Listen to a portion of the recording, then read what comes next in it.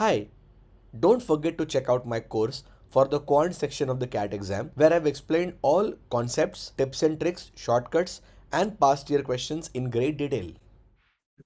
All right, guys, please do give this one a try and then you can resume to look at the solution.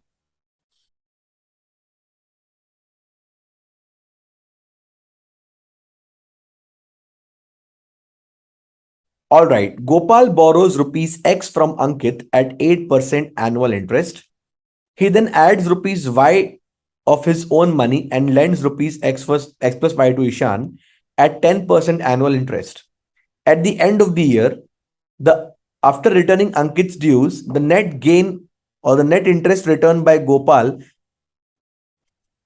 at the end of the year, after returning Ankit's dues, the net interest retained by Gopal is same as that accrued to Ankit.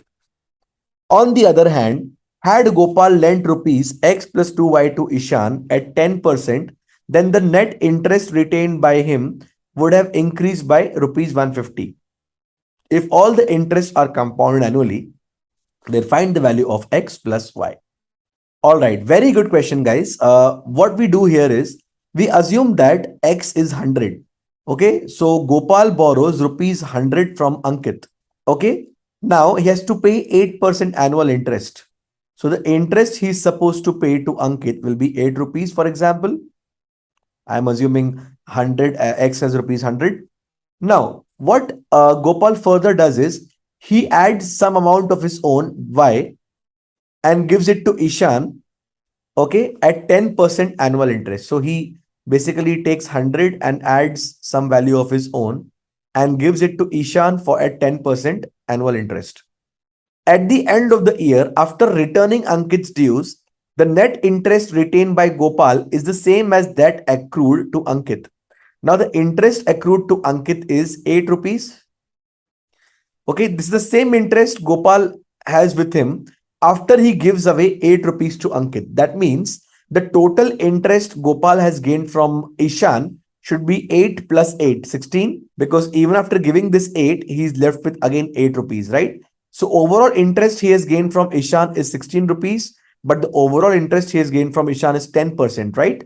That means whatever amount he had given to Ishan, the interest that Gopal has got is 16. So 16 is 10% of the overall amount he gave to Ishan. The overall amount he gave to Ishan should be 16 times 10, 160 rupees. Okay, so 100 rupees was the amount he borrowed from Ankit. 160 is the amount he gave to Ishan. That tells you Y should be equal to 160 minus 100 or 60 rupees. We have assumed X as 100 and we have got Y as 60. Now, look at the next condition. On the other hand, had Gopal lent rupees X plus 2Y to Ishan. So had Gopal lent 100 plus 2 into 60, 220 rupees to Ishan at 10%. The interest he would have got is 22 and he owes 8 rupees to Ankit.